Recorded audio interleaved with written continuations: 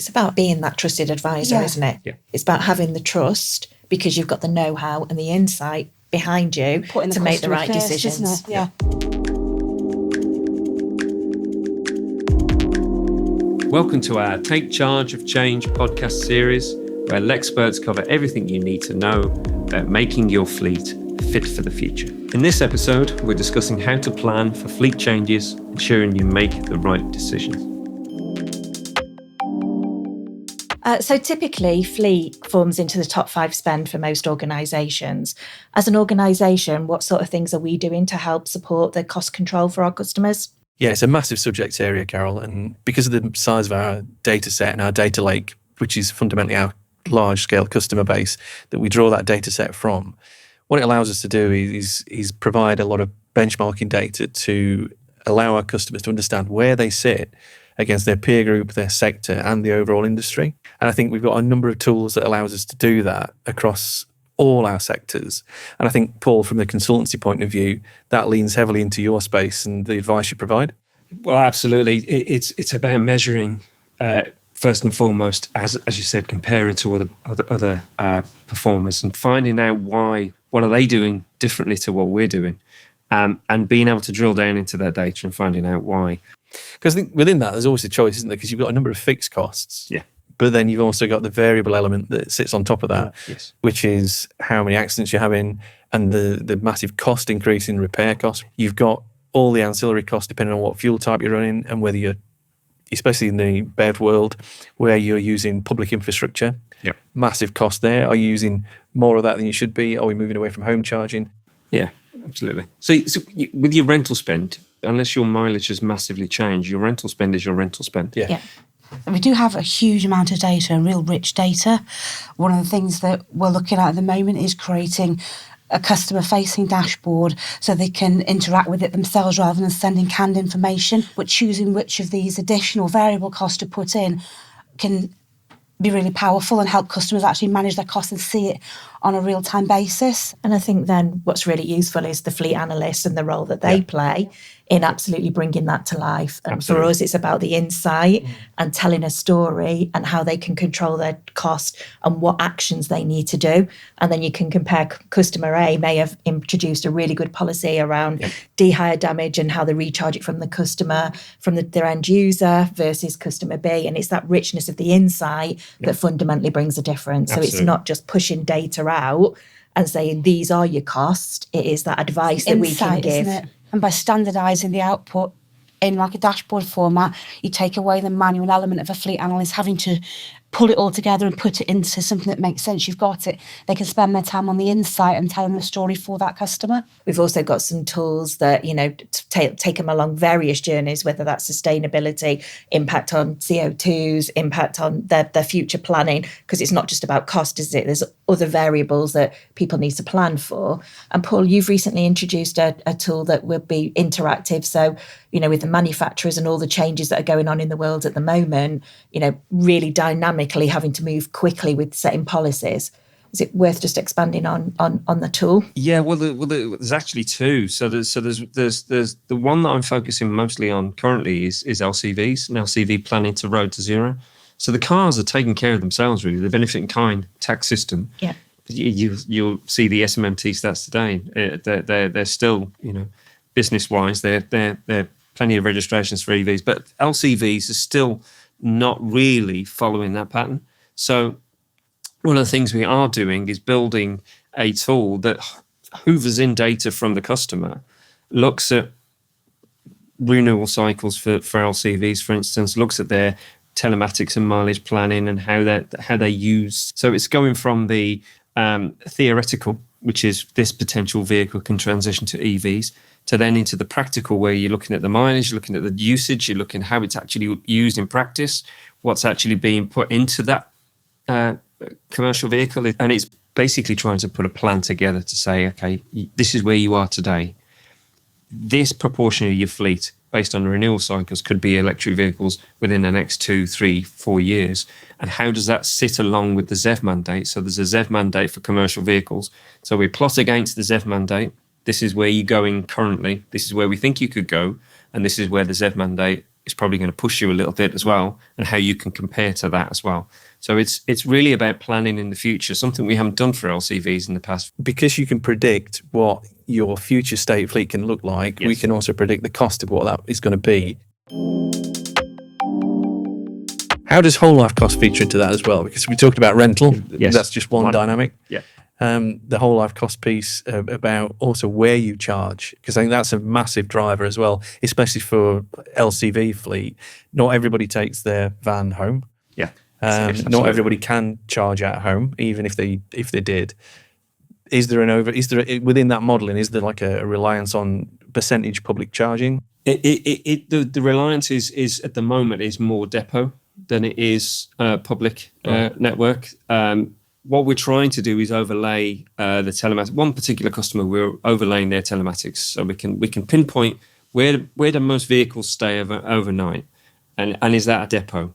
So we can put the two data sets together to say, these are where all the vehicles are parked of an evening, and it's clearly a depot. But there's other vehicles that are doing this pattern. Where are they going? Are they going home? So you can start to build a pattern of, these are depot-based, these are home-based, and then you can start to plan those. And it's the low-hanging fruit, the depots. Because most businesses are on a small journey for LCVs. Their percentage of EVs is probably in the single figure percentage. So they're starting low. So the low hanging fruit are those ones that are based at a depot that they can put infrastructure in, they can charge them overnight. They've got a mileage range that's compatible with the vehicle. So those are the ones that we can focus on, and then we can ramp that up to the vehicles that are being taken home and used more around because there'll always be a dwell time somewhere. Yes, and that's the great thing about telematics actually, because you can see where it's going, you can see where it's idle, you can see where it's parked, you can see all those elements. You can say, well, actually that's been parked there for 6 hours. That's you could get half a charge out of that. Yeah. So bringing all that information together is great for planning, but a lot of businesses aren't just looking at that low hanging fruit. So they'll have a commercial vehicle fleet, and a proportion of that commercial vehicle fleet will be the small combi van type things, which are easily transitioned into electric vehicle, rather than the big transits or the big panel vans.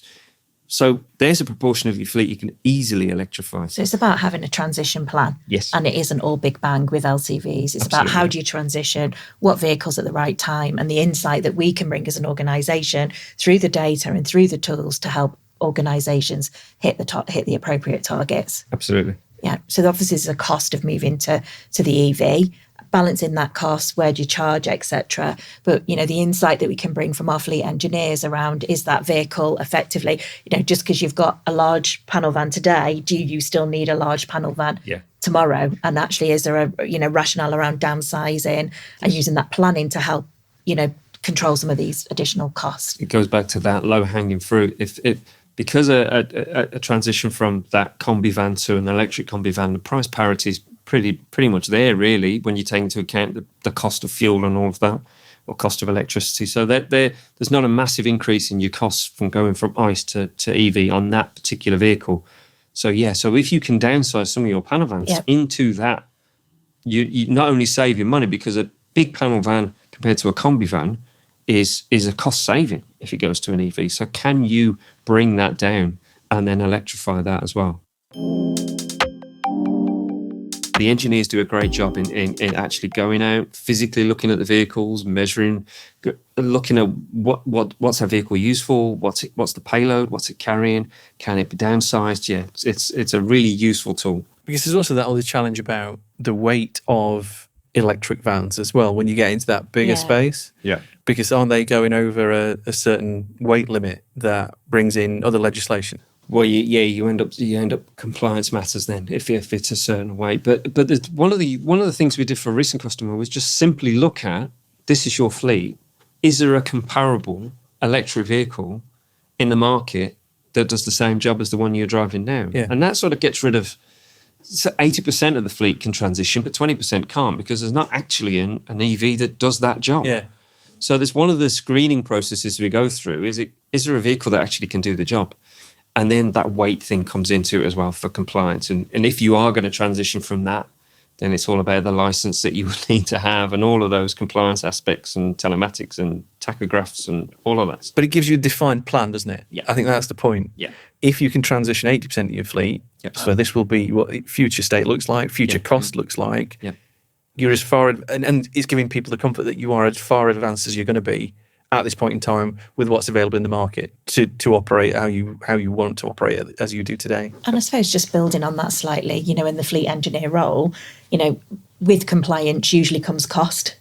And, and the legislation and the regulation around some of those LCV vehicles. So if they are overweight or they're not storing the loads correctly, the fines, the penalties. Yeah. So actually the role of our fleet engineer when we're doing this planning is critical and is, helps really control those costs to avoid. Yeah, so it's about the business working together. So from a data perspective, we've got the data. We've got the fleet analysts that do the analysis and the planning. We've got the consultants that actually put plans in place. And then we've got the engineers to do the practicality of it all and going out and physically looking. Because these guys go out to site and physically look at the vans and have a look in the back and what are you carrying, what are you doing? I think the predictability is a massive piece. Yeah. Because planned downtime and unplanned downtime, that's where an enormous amount of your cost runs away with you. Two very different things, aren't they?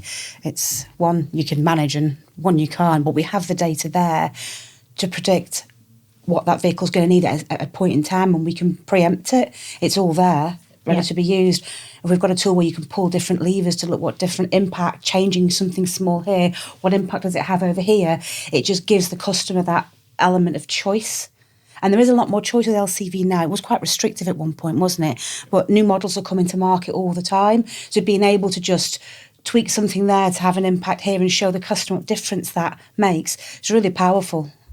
Do you think there's a natural second-hand market for used EV cars? Yes, absolutely. So there's quite a few things why there's mostly business people buy EVs. That's because of the tax breaks. And there's a lot of stuff we've done around myth busting, isn't there, about EVs? Yeah. There's an awful lot of work that's gone on with members from my team to look at EV myth busting to try and make it less scary. For someone who switched to electric this year, I did a lot of research before I leased my electric car. I love it. I'll probably never go back to ICE. And it's saving me a fortune because I do loads of short trips with my kids. Yeah. And I had an automatic petrol. I was putting 30 to 40 quid a week in it. And now I drive into work and charge it once a week and it holds a charge for 2 weeks. Yeah, fantastic. And I think what's really interesting is the build of the EV hub. So the hubs that we're building across, Tusker, Black Horse and Lex to bust some of those myths. So really put people through real life experience around what is it like to drive a car. Take that fear away. And Andy, you'll have been through it, going to customer sites, taking EVs to customer sites so that they can try them out practically, have some of those, workshops, etc. And particularly with EVs, we've got big customers where the fleet engineers are going and literally taking through the practicality of having an EV van. It's about being that trusted advisor, isn't it? Yeah. It's about having the trust because you've got the know-how and the insight behind you to make the right decisions. Yeah. We hope you found this episode helpful. Look out for the other episodes in the series.